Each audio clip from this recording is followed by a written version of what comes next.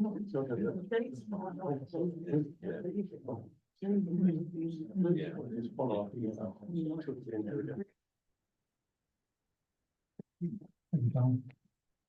good evening and welcome members, officers and those members of the public here at the meeting and those joining us virtually.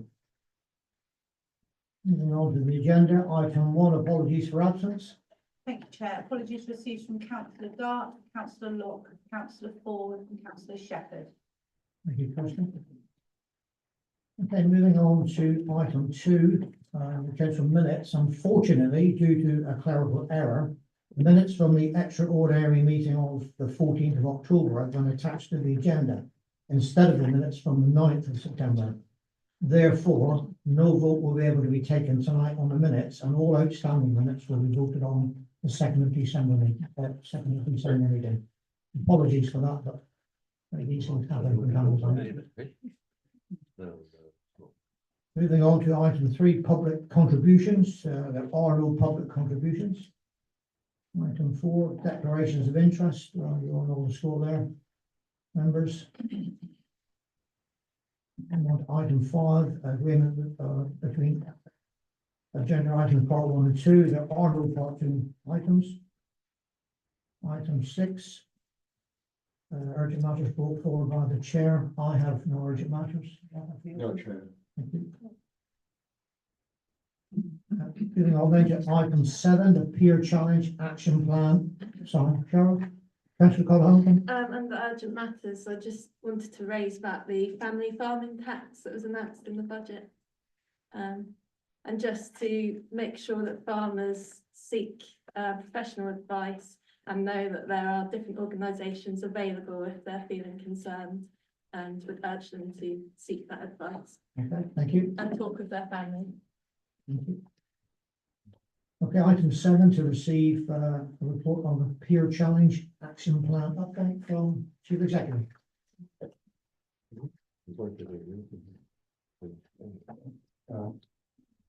Thanks, Chair. So just a brief update for you, and Council Leader, Councillor James, will provide a bit of an update as well. So members will be aware that the Local Government Association did a peer review process with us early this year and produced a detailed action plan for us to consider a range of improvements for us. That action plan was approved by yourselves, by full council, on the 9th of September this year, and that also included an approval for group leaders of the council being appointed as part of a working group to review member development and those other items around reviewing the constitution. And I'll come on to that in a little bit more detail in a second. So overall, there were 15 recommendations in the action plan, 2 of which are already fully complete. 2 further ones are substantially complete. There are 5 recommendations directly related to the Torridge Levelling Up Partnership, and I'm sure members will already know that, as the leader circulated an email just before the weekend, indicating that our partnership is still in the government's plans. So those recommendations were put to one side whilst we were waiting to hear. Another 4 recommendations are in progress. More principally for this evening, there's two of the recommendations were joined together, and they were around member development and, as I said, looking at the role of leadership, member briefings and the like. So the first meeting of the Member Development Working Group and Constitution Review took place just a couple of weeks ago on the 18th of October.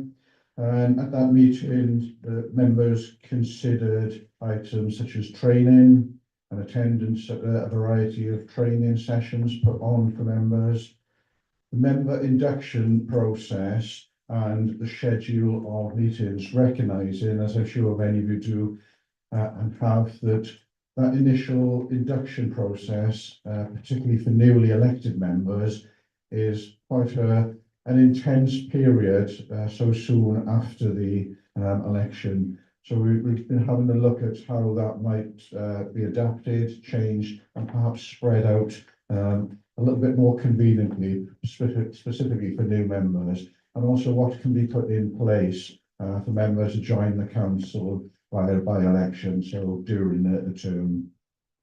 Had a detailed discussion around some of the other areas around leadership. Obviously, leadership was picked up as a specific matter by the peer review team, and the use of member briefing sessions, recognising that perhaps leadership hadn't been working to its full effect. The role of lead members, the use of full council motions, call-in schema delegations, and the appropriate use of part 2. So as I said, there was quite a detailed discussion, particularly around the role of leadership and member briefings.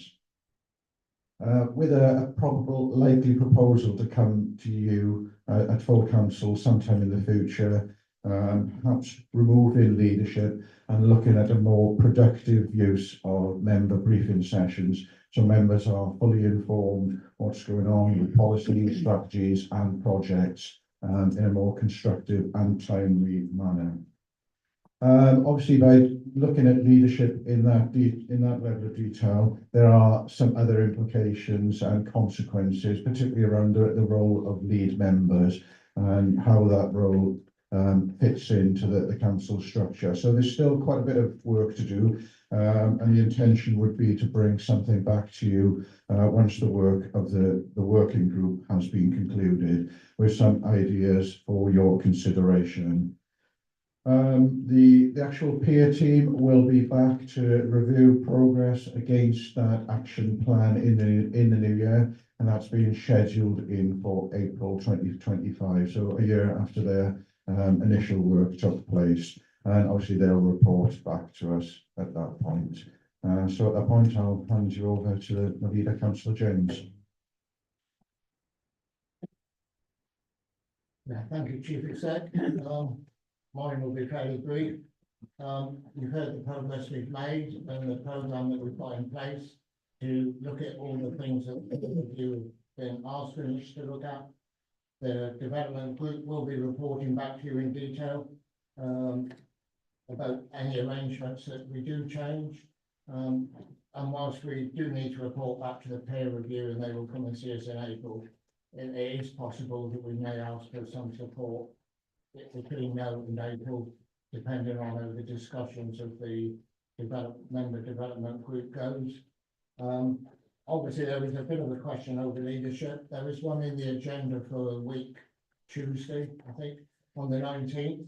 And what we're going to do is that in order to update people on where we are, that meeting will go ahead, everybody can attend, and we will be doing an update on the housing strategy. The first draft is the very initial draft, and so there will be time before it goes to full council and then out to consultation for members who attend that meeting to assess it and make any comments they wish to.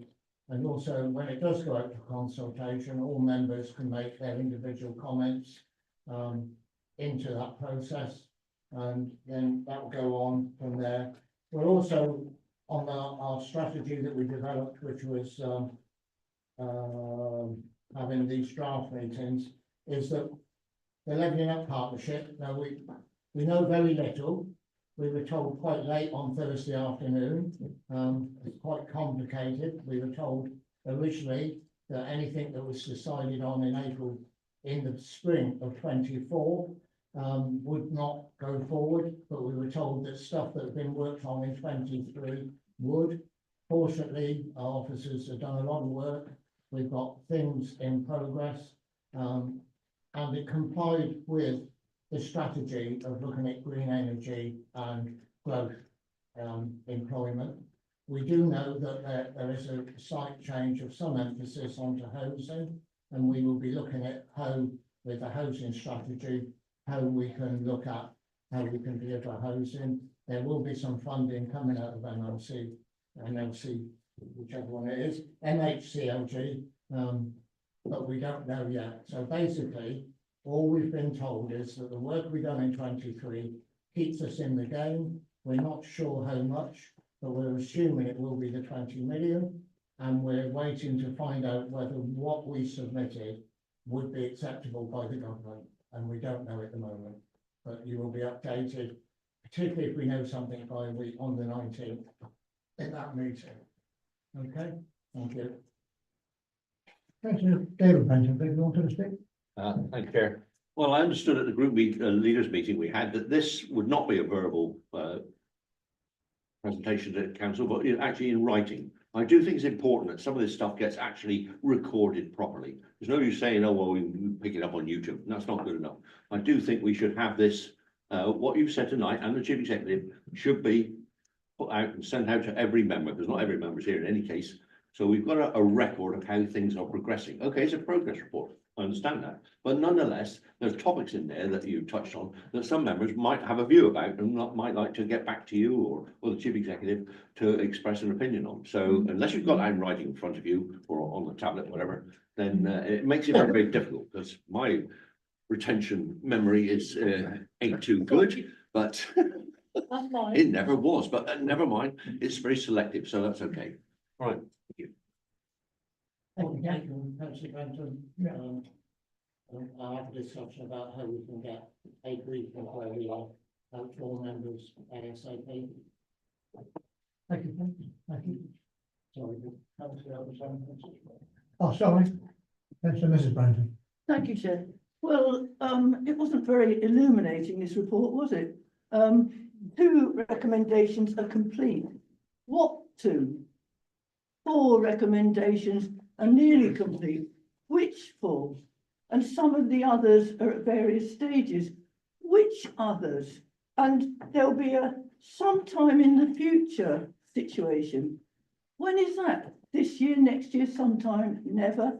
I mean, it was so obtuse and vague, that report. It was meaningless, quite honestly. Perhaps that's why you couldn't put it down in black and white, because really there was nothing to put down. I know that when we went to the wash-up or round-up or whatever you like to call it, meeting of the peer review, there was quite a difference of opinions about what the final outcome was and what their actual review comprised.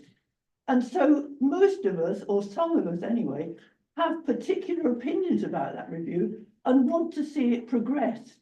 And stakes driven in to put a marker down about where we are and what we're going to achieve in terms of the peer review, in terms of leadership and the briefings, because we haven't had any briefings as such. We still don't have something that is nominated as a councillor's briefing for particular subjects.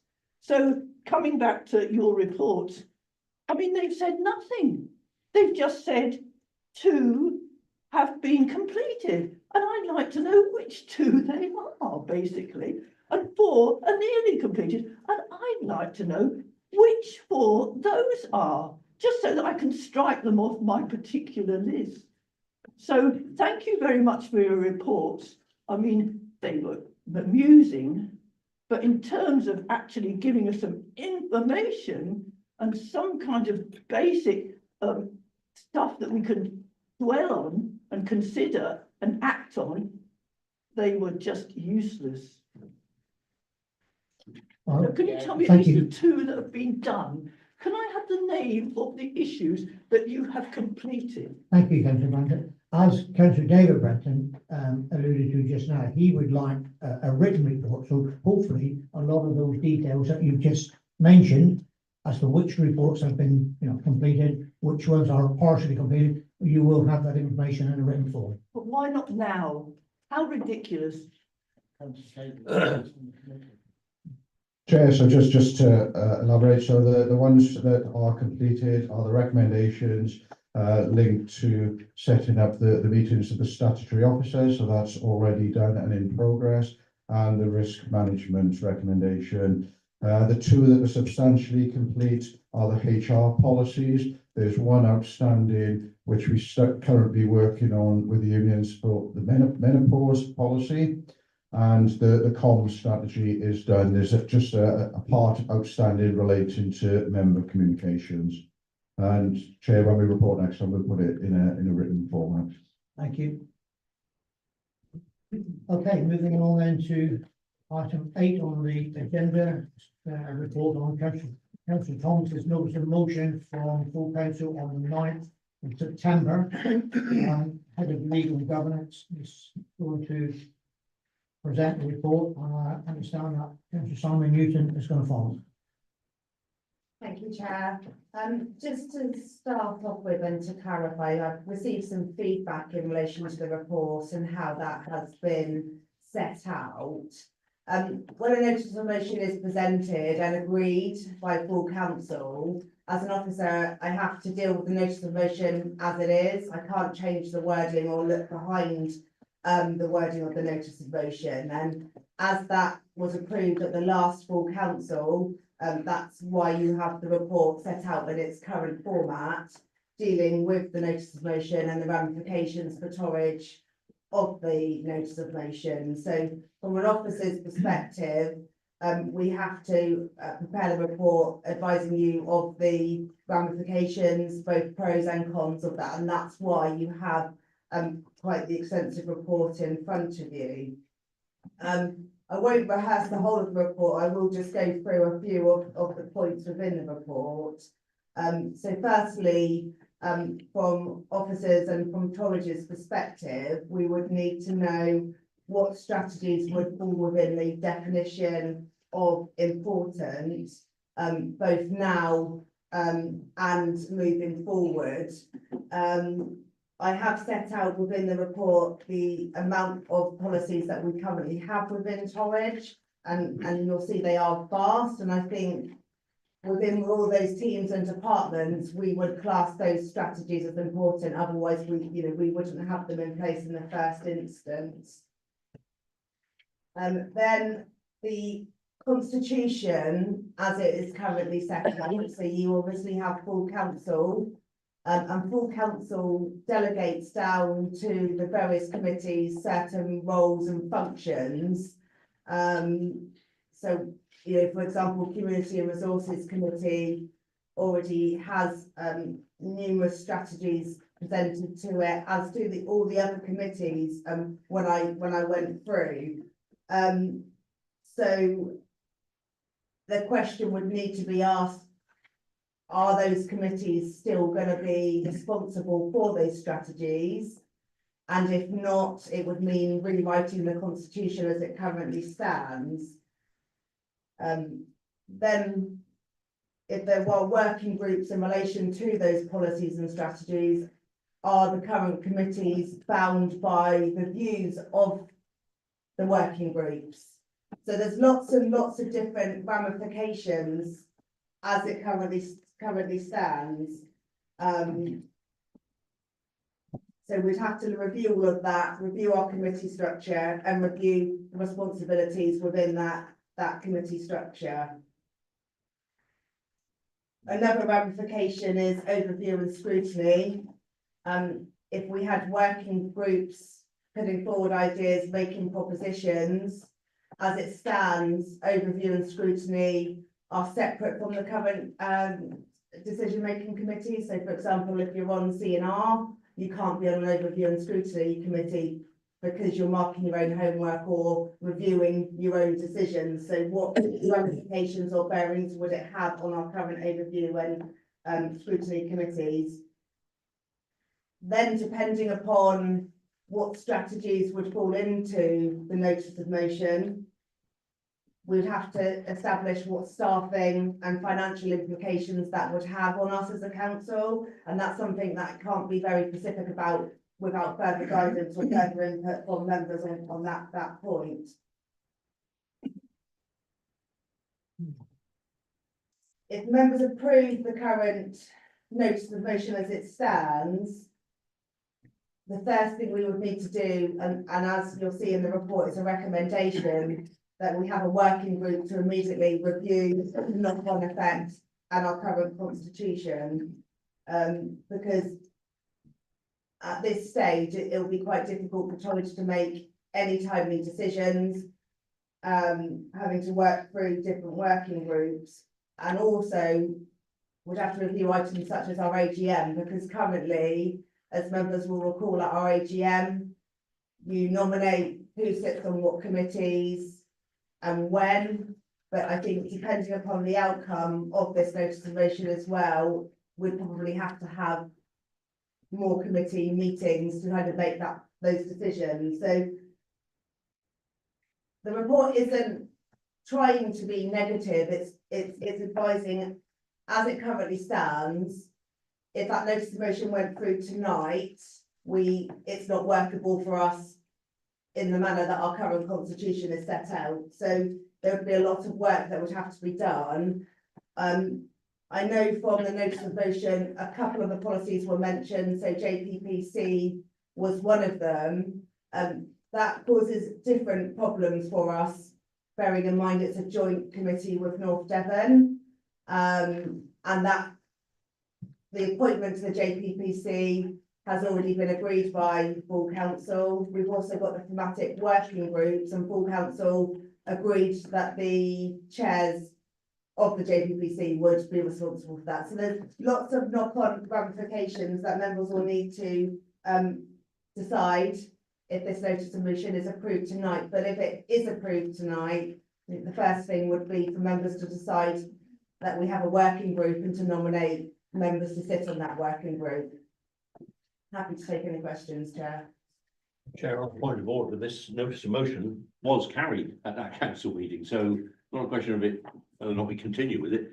It's a question of how we deal with it now, isn't it? And I think Councillor Scott-Lunker was going to move that we were going to defer this one so that we can actually sit down and sort out some nuts and bolts of this so that it doesn't get out of hand. Very briefly, and then I'll bring Councillor Newton in then.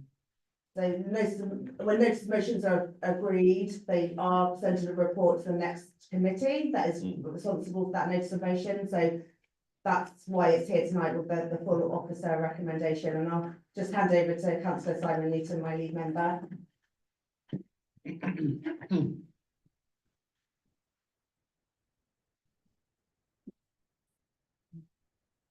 Council, speaking to you as lead member for Legal and Democratic Services.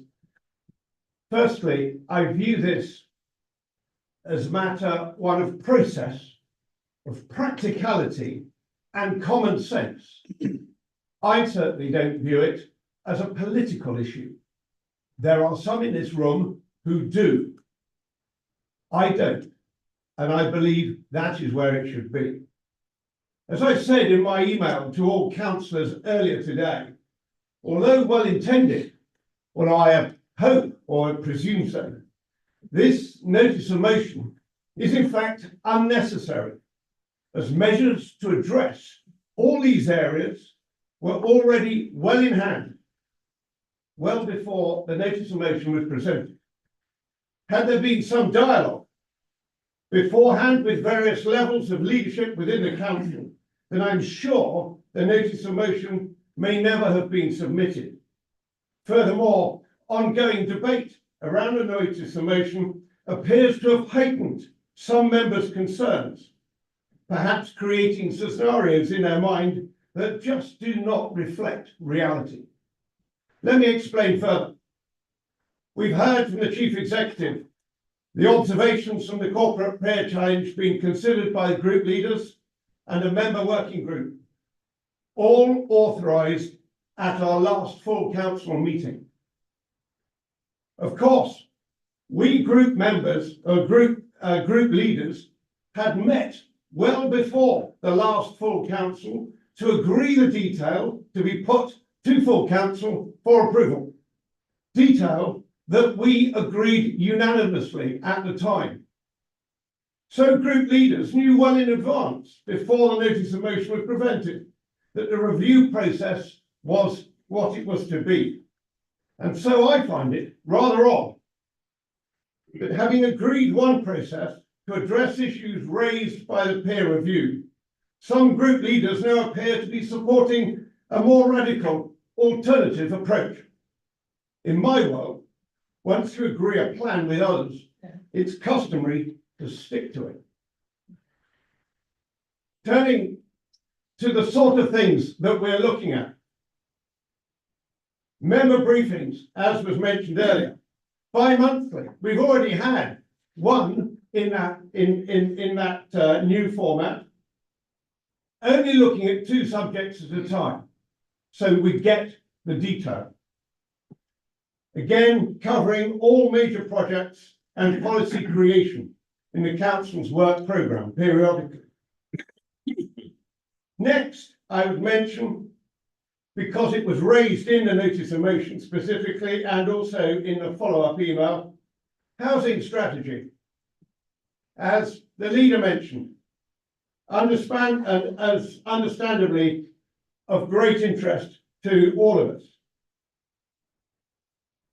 The detail of that strategy is not for discussion tonight, but the process is picking up on the peer review recommendations for better communication. The leader has already announced that the first draft of the strategy will be presented at one of the new member briefing sessions, of which he said is the 19th of November. I remind you that we haven't seen a draft yet for those that have been critical. All we've seen is points which were extracted from the workshop, but they hadn't been put together in a draft. So people who are complaining about that, I would suggest they are premature. There will then follow the already publicised consultation period, during which the draft strategy will be briefed at area advisory groups, as well as going out to town and parish councils. That's time we can all input as individuals if we have a point. And then acknowledging concerns raised by members, the leader has also clarified that there will be a further member review once input from the consultation period has been collated, probably in late January. The format to be confirmed, but either as a member briefing or possibly a special meeting of a scrutiny committee at which all members can participate. Following the incorporation of any changes gleaned from the consultation and member input, the strategy as a final draft will then be laid before full council for approval and adoption. That, ladies and gentlemen, is process with a clear route and path.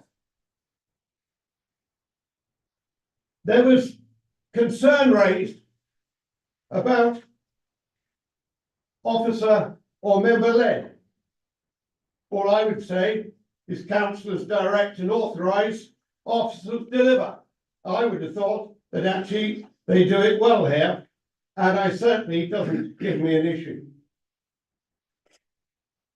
The officer report, which was criticised online, and of course that officer report was written in answer to the original notice of motion, not to the more detailed and quite different follow-up email. However, the officer report amply demonstrates the depth and the rigour of our system that we have, ranging right the way through committees, to subcommittees, to working groups, and that in turn all under the umbrella of lead members. Every part of that composed and led by elected members. The notice of motion itself, by the author's admission in the email the other day, is loosely worded with few implementable recommendations. But recently, Councillor Thomas offered further clarification. As we've heard from the legal officer, our constitution does not allow for a notice of motion to be altered after it's been accepted by full council or at the report stage. And so we have to take the notice of motion as submitted. However, even taking into consideration the further clarification offered by Councillor Thomas, I hope that I have demonstrated that all of the areas of concern are and were being addressed already through a process that we, full council, put in place as a result of a detailed and lengthy peer review. Hence, the system works. Of course, concerns can always be raised again in the future if members are dissatisfied with the outcome of the review processes that are currently taking place. As such, councillors, I recommend that this council dismisses this notice of motion as it is no longer relevant. Thank you. Before I get to you, Ken, Councillor Thomas, you had your hand up, you wanted to, Thank you, Chair. I won't spend too long. thank you. I'm hoping members have seen the email that I sent out. I'm not going to get into debate with Councillor Newton about what clarification I did or didn't present. I would say that this isn't a political matter. It is about process. I don't want to hold up the work of the council. My motion came about, as I explained in my email, after consulting with a number of other members who shared similar concerns. Just on a point of accuracy, the report we have in front of us on page 15, it mentions the fact that the council has many policies and strategies, blah, blah, blah, the majority of which are already included within terms of reference for constituted working groups and committees, not housing, which was one of the things, which was basically what prompted my motion in the first place. On page 19, it states, however, the housing strategy has already had a member working group, brackets, and more to follow. I'm not aware there's been a member working group. There was a workshop in relation to everyone. It wasn't a working group. And at the time of my motion, I wasn't aware that any more working groups were to follow. I hadn't been provided with any information. I don't think we still have any dates for any more working groups. So I don't think this report is entirely accurate on that front. As I say, it was the housing strategy that concerned me primarily. Councillor Newton suggested ways I should have educated myself. I did actually email the leader and the lead member for housing back in August, asking about, could we have some dialogue? Could we have some more interaction, consultation with other members? I didn't even get a reply, not even an acknowledgement. I'm sure they're busy, but there was no debate. So that was one of the things that led to me wanting to put down this motion, which was then developed, speaking to other councillors. And I'll let other councillors have their say. Thank you. Councillor James? So I was just going to second Councillor Newton's proposal. We have covered everything we agreed, and I will admit that we do need to have a system. We never discussed it in the group leaders, the member development group that I'm aware of. Councillor Brenton was a member of that group, Councillor David Brenton.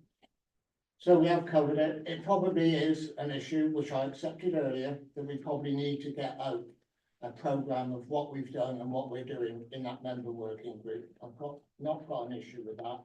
It is partly workload and just get into it all. What I wanted to say was, we've now got a budget of around 50 million, and we need our officers delivering that for our community. They don't need distraction. We have got the member development group. They will work on through, and don't forget, it's group leaders. So every member of a group is quite entitled to say to their group leader that they want more action, more development. They want to know what's going on. And that is a part of the role of a group leader, is that he or she does keep their group up to date. And despite us being a group of independents, I think we do quite a good effort on trying to do that. So I support this because I want to get on with the member development group. I want to get on to MCHLCL about the 20 million. I want to know, because there will be a time scale on it. They've moved it slightly because we can't do it by March 25. So they've moved it. They've not given us a date. They've not given us any details. And that's what we need. And I suspect that our community will be looking and saying, what are you going to deliver to us?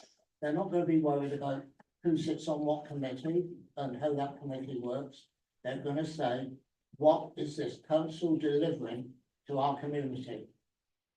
And it's going to take an enormous amount of work to go through the Appledore development, the operations centre, and although it's not directly connected, the work we're doing with the town hall and the library, and now what are we going to do with 20 million to make sure that we deliver for our community? So I'm just appealing to you to let this go to the member development working group. I accept we need to tidy up on how we're reporting. And let's just get on with the job. Let's just get on work for our community, not for ourselves. Thank you. So I second. Thank you. Councillor Kingsley first. Thank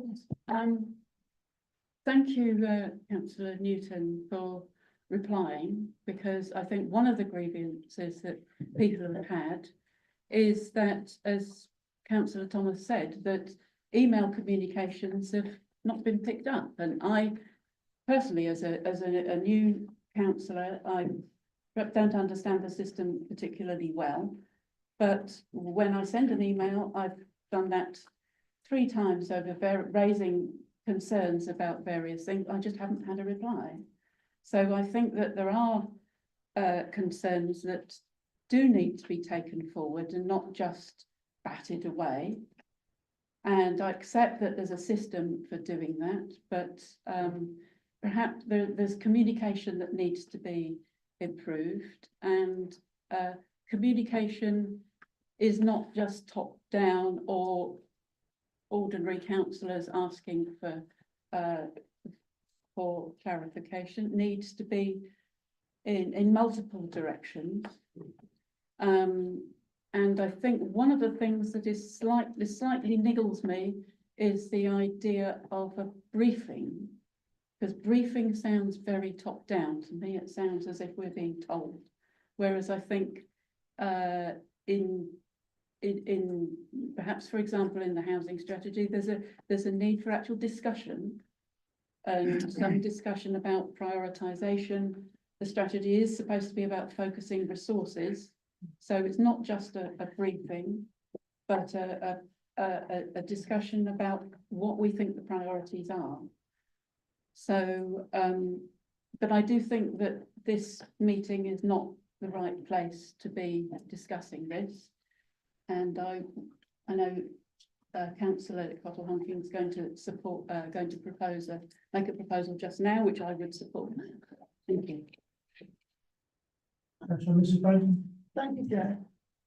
Well, I must say, I was shocked, Councillor Newton, that you inferred that Councillor Thomas lacked good intentions in his motivation for this motion.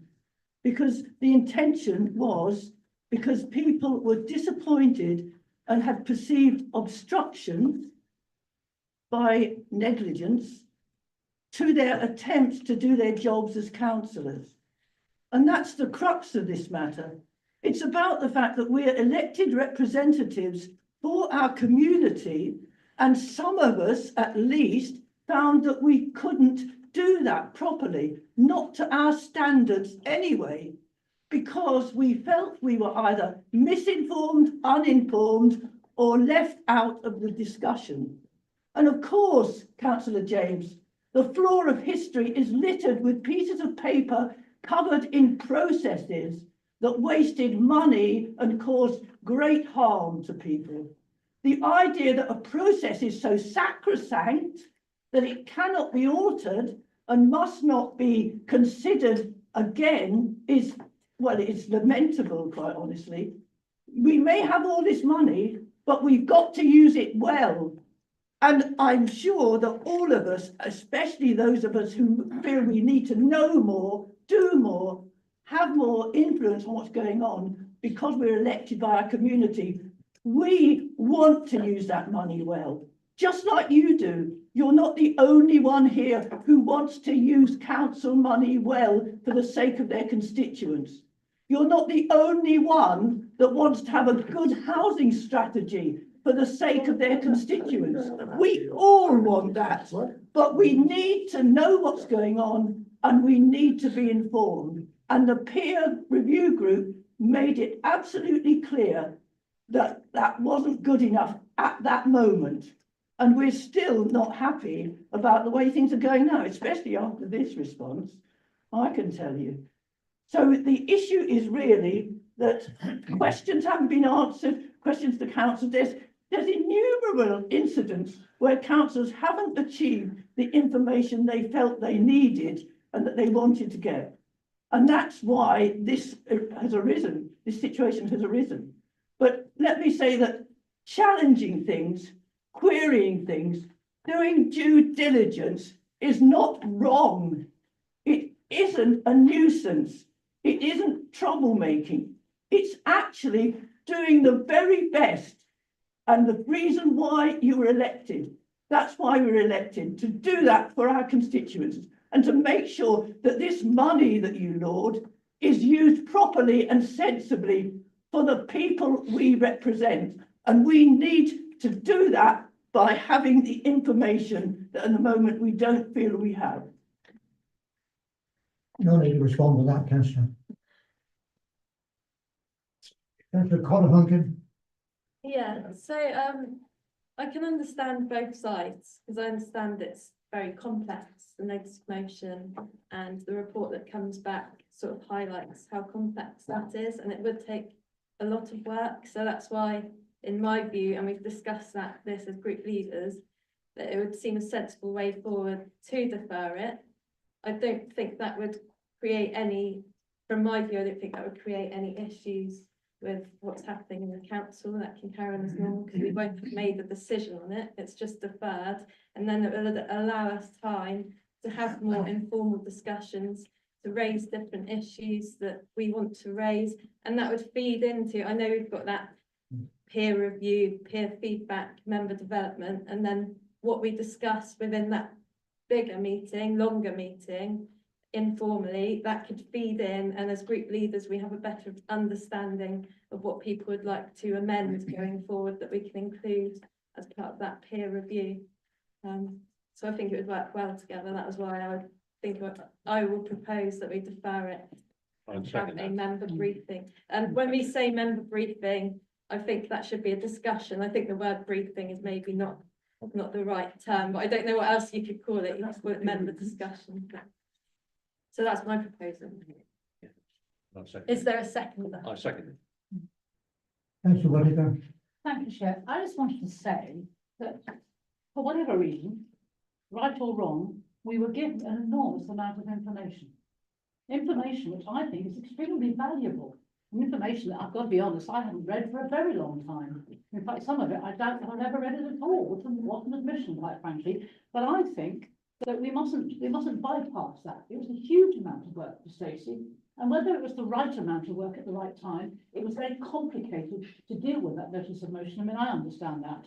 So I think anybody who thinks they don't know the processes and the dilemmas of actually running this council should download this and keep it. I think I'm going to, just so I can go back and refer to it once in a while, because it really is extremely useful. Thank you, Chair. Well, it's been proposed by councillor Simon Newton, and Oh, Sorry, Simon. councillor James seconded that. There was a motion by councillor Thomas on the 9th of September is dismissed. So all those that are. is that legal? Councillor, Yeah, I was interested in listening to the debate. I agree that we have been lacking information sometimes in certain cases. What I don't accept though is that any of us haven't got the chance to find out what's going on, because workshops, working groups, committees, anybody can turn up, the JPPC, any councillor can turn up and you can have a say at all of them. If you've not been able to, and we can't always attend all strategy workshops, but you'll get the slides published afterwards. If there's anything in there, in those that you're not sure, you can always ask. You can always find out if there's something you're not happy with, or if you want to add something. That's always a chance to there's no problem with doing that. I've done it myself many times. I've found things out many times if I've not been able to attend a meeting. So when you read the 4 points in Hugh's notice of motion, it's a very mixed up notice of motion. And I thought that at the last full council, it went 17 votes to 15. And I think afterwards, probably people were thinking, well, what have we done really? Because it really has upset the apple cart good and proper, how it's written there. And as Stacey said, we've got to accept what's written there, because that's the notice of motion. If we go ahead with this, it's going to be absolute chaos for our officers, for us as well as elected. But please remember, you do have the chance always to contribute to any committee, internal to any committee, internal to any working group. And you can put your hand up at those working groups and have you say, if you're not a member of the JPPC, you can put your hand up and speak there, and you'll be given a platform. So, yes, the peer review did mention communication could be better, and that's being addressed and is being addressed. There's a lot that came from the peer review that is being addressed. Just give it time to come through. I think as you mentioned at the start by Stacey, things are in progress. Let them work through, but please don't throw a spanner in the works with this tonight. I was hoping we were going to take this to the vote. I see some hands have just shot up. Councillor Pennington first. Thank you, Chair. There was another side to this as well then in response to Councillor Leather, because the peer review was quite interesting if you attended the peer review at the end of the time they were with us, and the report that came, I think it was only 9 of us at the meeting at that time. And I know Councillor James works really hard and runs around and sometimes runs around too much, I think sometimes. Thank you for all the work you do. But one of the comments that came out that evening was there's a lot in our leader's head that none of us know what was happening. And that was a comment, and a really telling comment of where we were as a council, because you do tremendous work, leader, and you work really hard, and we thank you for that. But it's like trying to understand somebody that doesn't communicate with you. And I've got 1 or 2 people I don't communicate very well with, and it's interesting. And I'm interested in how this has been worded in this tonight. And we're almost being told that we are being unconstitutional if we oppose it. But I was just looking at the other reverse, because, oh, if you do this, we've got to look at the Constitution, we've got to do X, Y, and Z. Well, I looked at the key rows of members. First of all, collectively, be policymakers for the council and carry out a number of strategic and corporate decision-making functions. Collectively. I'd love to see a bit more collective if we could within the council, first of all. And secondly, I've been on the council and talking just about housing strategy. I've just lost the picture here now. Housing strategy. I came on the council in 2007, and we got housing took away from our council housing, took away by Parker. Those of you who were around at the time remember, I think, and we feel we were a bit cheated by how much we actually received for it. And interesting that at the time, we got 4 members on the board at Tarka Housing, and Tarka then was taken over by Westwood, and we have nobody left on that board to give information whatsoever. There needs to be more to know in this housing strategy of how we can challenge and change things for our residents. And what we've had is a slideshow come through, but we've had not the draft document come back to confirm. So if we come then to the point whereby, first of all, we come to argue our case when we come to council to get what we think should be within a strategy, that's fine. But then if we cannot be part of that, then how do we then become collective? And I think it's particularly true about the JPPC at the moment in the working groups. The situation is such that some of us put our names down, we can't get onto the situation. I attended the one group I could on ask questions about biodiversity net gain at 9:20, I think on the 29th of September when we met, and never got a response from our officer who was leading that. And I asked it a second time because I think it's going to have the biggest impact on my ward. And I've been elected in my ward 5 times in a row. They trust me. So in one sense, when we come to a decision, we argue it and then we have a collective joining together. But the way this council is run, I have no collective feeling towards. And it says in the second point, bullet point here, that we then argue our case and we become collective. I do not have any wish to be collective any longer if I am excluded from actually being part of the decision-making process. And I will back Councillor Colohunkin on her motion tonight, because I think we need to really sit down and have a really good look of how we actually include all 36 members in the decision-making process. Thank you, Chair. Here. Councillor Piper. Thank you, Chair. Thank you for the opportunity to speak. I think I'd be pretty disingenuous if I didn't say how I felt about you, Councillor Thomas, in this. I actually think he's shown great courage, and I think he's shown great care. So I would like to commend him as a relatively new member of the council. It's been very thought-provoking and a big learning curve, as Councillor Whitaker said. I think it's undeniable that I feel like we all agree. I feel like we all agree that things aren't perfect. You know, I don't know too much, but one thing I definitely know is anybody who thinks that what they're doing and the way they're doing it is perfect is absolutely wrong. Yeah, and we do need this process of review. I think what Councillor Thomas has done, in my mind, is given a bit of a jolt into the whole peer review process, and I don't think that's a bad thing. I also have reflected on myself. I've become a lead member quite young in my career as a councillor, and it certainly made me reflect, am I communicating enough? Do I need to do more? But I think we all need to work together on this. I did make some notes. I think I agree with many of the points that Councillor Tinsley raised regarding member briefings. I think they worked really well. I think everybody agreed that they worked well, and that will develop. I agree that the word briefing doesn't sound great. It sounds like you're being told what's going to happen. And I think it should be a discussion. I also feel like I'm being pushed into a symbolic decision on the vote on the notice of motion, and I don't feel overly comfortable by that. I understand that there are huge complications with processes, but I am a lay person and a representative of people of Holsworthy. I agree with the sentiments put forward. I think we need to discuss it more openly. You know, the question of, are we officer-led or member-led? What a wonderful question to ask as a starting point for a discussion for all of us.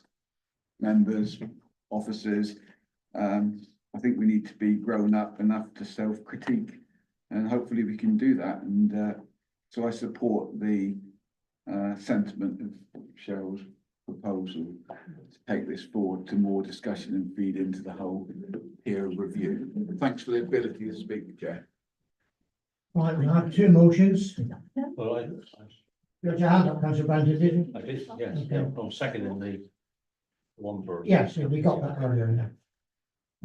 Chair, I was, quite frankly, I was quite surprised really by the response from the officers that this produced this massive tome on. You spent a lot of time on it, but was it really necessary? Because when you look at the 4 points that Councillor Thomas made, I mean, what's wrong with them? You couldn't disagree with them, could you? Let's start from the bottom one, number 4. Workshops involve discussion. Small groups include feedback sessions where the outcome for discussers further development among the small members. What's wrong with that? Is there a problem with that? We should be doing that in any case. When a meeting takes place, a record is agreed by the leader and any league members involved. Record is sent to all councillors forthwith. You know, what's the problem with that either? And 2, decided interest and efficiency, any such meetings or working groups are open to all councillors. Well, we have a legal right to that in any case. So, you know, all right, he was wrong on that one. He perhaps didn't know that we can go to every meeting. Not a problem with that. Clear timetable and meetings and workshops to be in place. Well, we're going to vote on that in a minute in any case. So there was nothing in there that was controversial. I don't understand why it produced this storm. But then, you know, you wonder, look at the voting record of it, and Councillor and Newton says, oh, it's not political, no, yeah. Sorry, Councillor Newton, but yeah, it strikes me when you look at that. I know, yeah, you always get a few people that kick against Tracy, this is true. And good for Councillor Whittaker for doing that, but yeah, by and large, if you look at the voting thing, it does sort of follow a bit of a pattern, doesn't it? Come on, I've been a councillor a bloody long time. I know how the system works. Firstly, you know, if you want to kill something, you produce a very convoluted officer report. That really knocks it into the edge because most people can't argue with it, can you?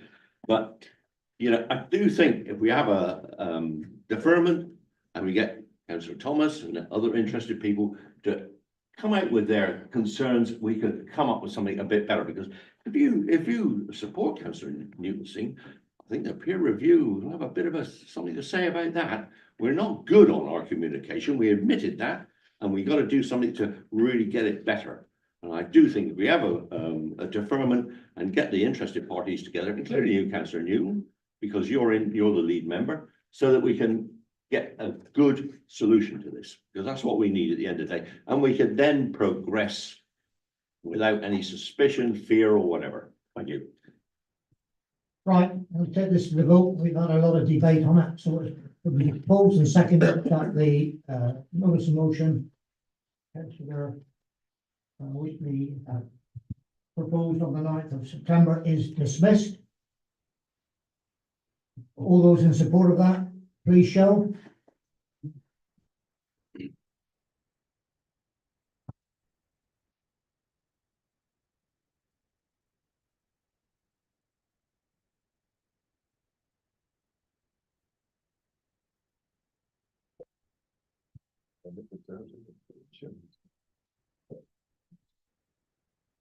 Right on, and against.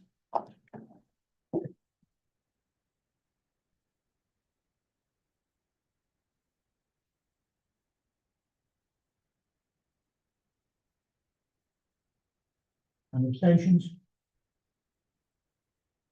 It's 14 for, 16 against, and 0 abstentions. Okay. Clearly lost. Yeah. Yeah. So we then move on to the second motion, which was it's Councillor Cotton, seconded by Councillor Branton. It's deferred to, well, a relevant committee, I suppose. I don't know which one it will be, but it's deferred. It wasn't to have, it was deferred, and that we have a all-member discussion briefing session to discuss it all in more detail, to feed into the feedback and the peer review feedback, to move forward more collectively. Yeah. Linked to the peer review. Yes. Or, Yes. because otherwise we're doing two separate things, aren't we? No, look into the review. I view it all as sort of feeding into the peer review and making amendments to improve the council, so I think it all links together. Right, so we're going to take a vote on the. Councillor Lavelle? You. I just think it's a classic demonstration of what is wrong with the council in terms of communication. The fact that Councillor Thomas has made this notice of no. Could you speak up a bit? We Sorry. can't hear it. I think it's a classic example of what is wrong communication wise with this council. The fact that all of the work that was being done because of the peer review and all the rest of it, and the progress that they're making to improve communication in itself has not been communicated. And maybe if that had been communicated, maybe the notice of motion that is requiring better communication might not have felt that it was needed had that been communicated to us. And so I think the idea that Cheryl, that it should be referred and discussed in greater detail, and taking on board the progress that the peer review board can make is perfect, and hopefully will improve matters moving forward. So I'm very keen to support that. Cheryl's. Sorry. Anyway, I just think it's just highlighting the basic problem, which is communication. Thank you. Councillor Hagel? Yeah, just a quick question, Chair, please. The motion to dismiss it has been lost. If the motion to defer is lost, does that mean it's carried?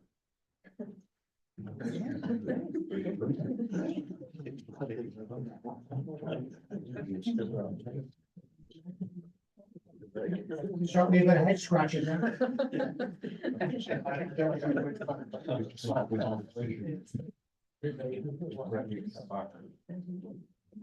Come back. You'll have to come back anyway, it's deferred, same report, well, back, just at the next stage. Right, okay. Members. I have to take a vote on councillor Colin Hunkin's motion that is deferred, seconded by councillor Mr. Brenton, David Brenton. All those in support of that deferment, please show.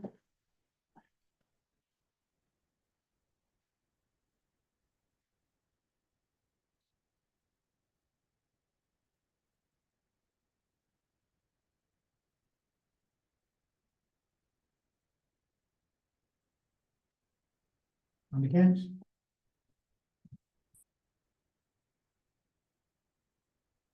Abstentions?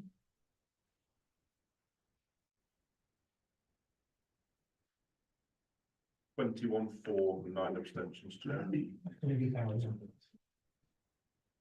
Where that exactly leaves us, is anybody's guess anymore?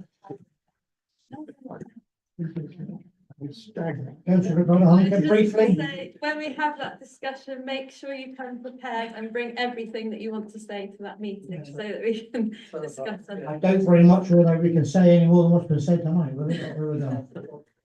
Okay. Moving on to item 9, the committee schedule, which is pages 25 and 27.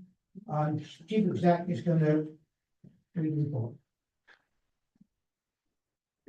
There isn't a great deal to report, should be relatively straightforward, so full council is responsible for setting the committee schedule, the timetable for your committee meetings for next year, and that's set out for you on page 27, so the recommendation is to approve that schedule. I'll propose it from the chair. That's a second. All in favour, please? Or did you want to speak on it? I did actually. Sorry? JPPC is not referred to on it. Surely it should be if the crematorium is. Chair, I don't believe we've agreed any dates jointly with North Devon Council, so we will need to get those dates agreed and add them to the schedule at a later date. Okay. Thank you. Yeah. But I just ask that when we agree this, that we don't keep getting meetings changed at the last minute. Chairs have got that discretion, but it does throw everybody else out of sync. So I do please that if you vote for this and you agree the timetable, that we do make the best efforts to stick to it. Thank you. Councillor Tinsley? Yeah, following on from councillor Hicks's point, should the harbour board meetings also be included in that? Chair, these are committee meetings, the harbour board's a working group. Okay, it was being proposed, it's seconded. We proposed it, you. We proposed it, then someone did. Yourself. Oh, I did. I did. Yeah. Councillor Haggins seconded it. All in favour, please show. And as the leader did say, you know, please really try and avoid changing any of these dates, because it does throw the spanner in the works. Unanimous, Chair. We'll run a book on it. Thank you. Good communication. Okay, item 10, external overview and scrutiny annual report, pages 28 and 38. Councillor Cobber Hunker, as lead member, did you wish to speak on this? Oh, yeah, I'll just say a little bit, that's okay. I'll just read it actually. So we've had a very full and varied year in our first year of the External Overview and Scrutiny Committee. We've welcomed a range of external organisations. Many have been working in partnership with Torridge District Council, such as the Pickwell Foundation and North Devon Plus. However, others have been invited in due to concern being raised by the local community with local councillors, So for example, the mental health provision and the closure of the link centres, we put a lot of focus to that in the past year. As chair, I would like to thank everyone who accepted our invites and took the time to come and present to us, for the quality of their presentations and detailed answers. I would also like to note here our disappointment that representatives from Devon County Council refused to attend on a number of occasions when we would have been really grateful for them to come and present to us. Thanks must go to all of the committee members for their input and questions raised at meetings, and to Karen Hewlett from Democratic Services for all of her very hard work in organising the meetings and the subsequent very detailed minutes and actions. Issues raised in our meetings have regularly been picked up by the local press, and I would also like to thank the local democracy reporter Alison Stevenson in helping to raise awareness of the work we're doing as a committee to the wider community. Many issues have been raised under urgent matters, and it has been good to hear that members of the public are contacting committee members, asking them to raise topics at the meetings. We've also welcomed in some members of the public to speak to the committee in public contributions, and we hope that this will continue into future years. The aim of the committee for the future is to work more jointly with North Devon District Council. There are a number of topics which affect us both, and working together will help to bring a greater voice to those issues which affect the wider region, such as dentistry, agriculture and childcare provision. And since that report was written, we have had meetings on dentistry and agriculture, which I think has been really positive. Yeah, so thank you. Thank you. Okay. Councillor Mrs. Branton. Thank you, Chair. I'd just like to commend Councillor Cotton-Hunkin on the hard work she's done organising the committee and supervising it, and the amount of work that she's managed to achieve, and the range of people that she's managed to draw in, as she just said, and also her and the staff involves endless letter writing to the MP and to the county council and to everybody else under the sun that we could think of. And also to say that we are keeping our eyes on all of these issues that we have brought up in this past year. And so they haven't just been a one-off. We will continue to monitor and look at them, and also garner new information from many other organisations that are very important to our constituents. But she has done a very good job. Thank you very much, Cheryl. Thank you. Item 11 is the internal overview and scrutiny annual report, pages 39 to 49. Mr. Newton, do you want to add? Chair, thank you. Councillors, I have no doubt that you've read it in great detail, so I shan't repeat what's been written in the actual report. Our bread and butter, as you will know, is scrutiny through the quarterly business report and all that comes and falls out of that. I unashamedly make another pitch to you at this stage to use the QBR. And if you are not familiar with the QBR, then I would suggest to you that as a functioning councillor, it's essential to make yourself or get assistance to make yourself familiar with the QBR, because the QBR tells you whether we're actually spending too much or too little money. The QBR tells you how many affordable houses we delivered last year, and every other bit of data you want to know, because it is the QBR that measures the performance of our plan.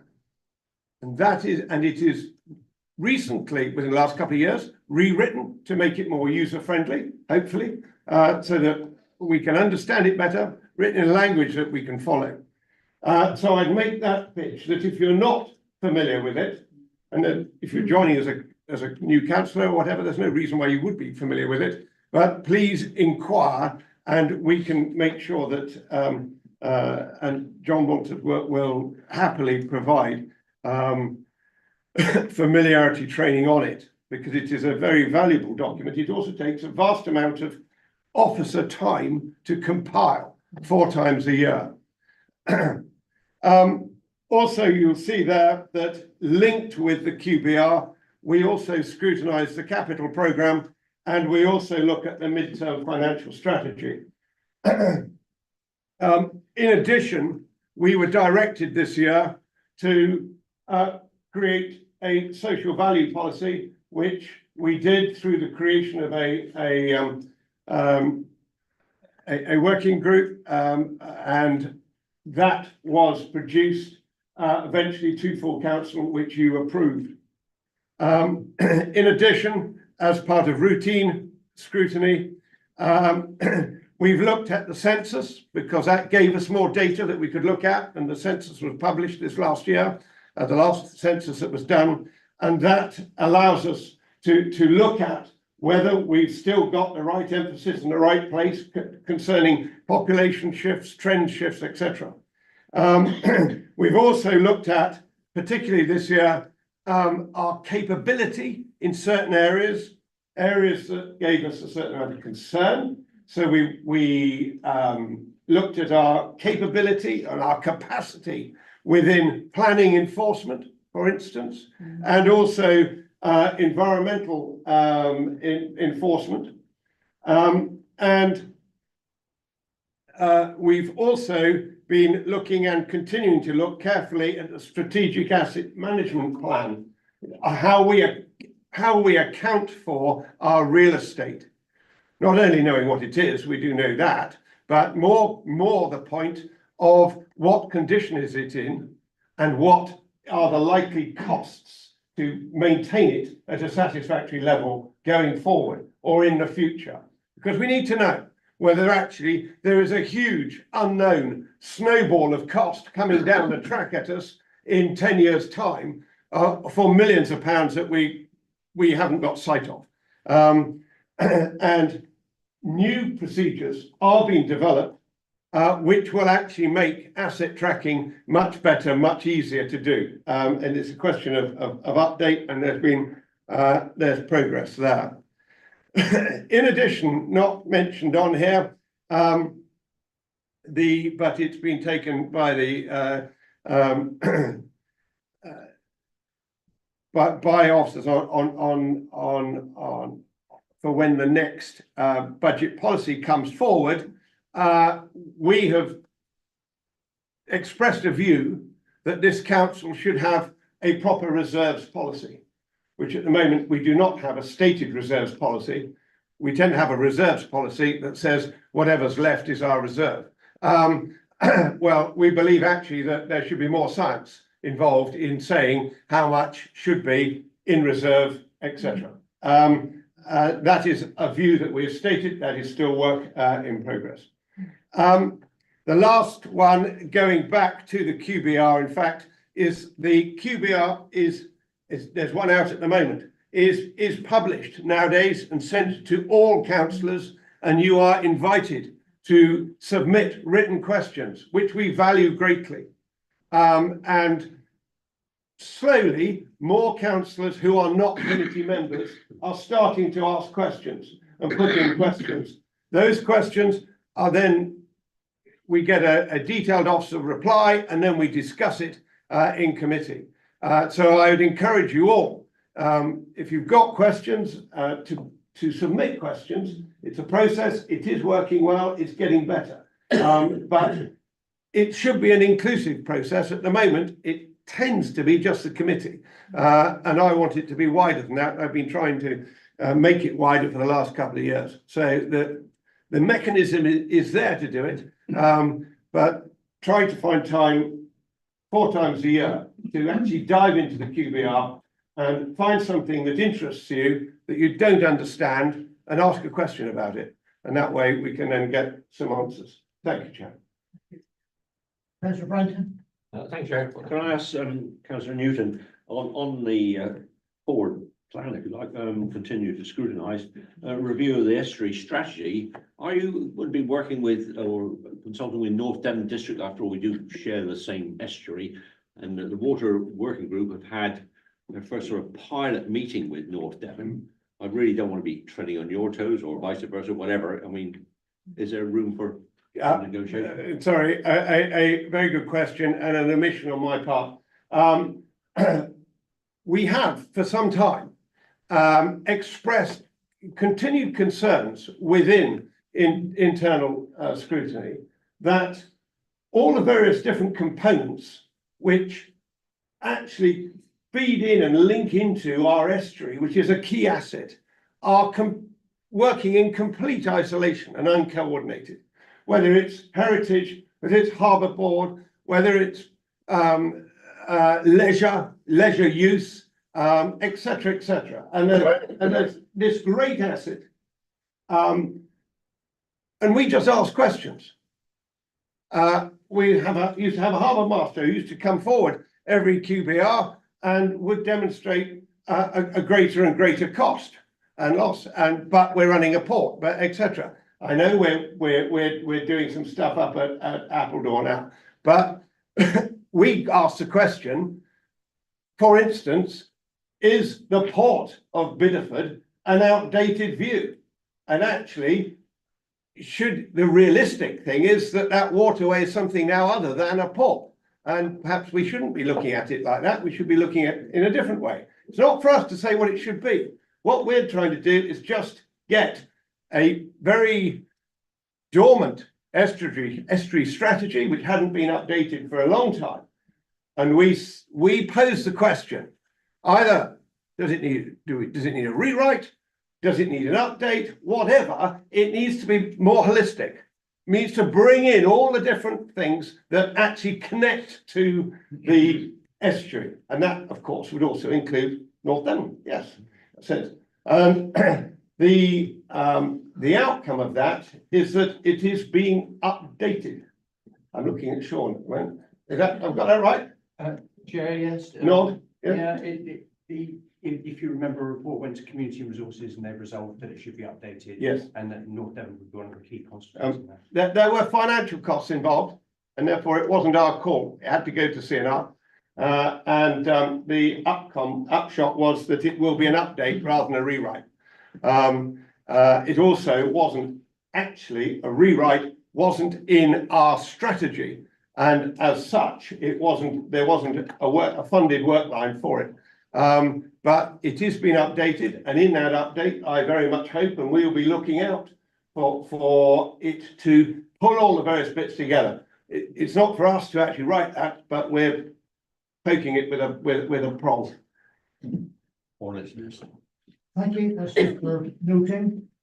Let's move on to item 12, to answer questions submitted under procedure rule A9. There are none.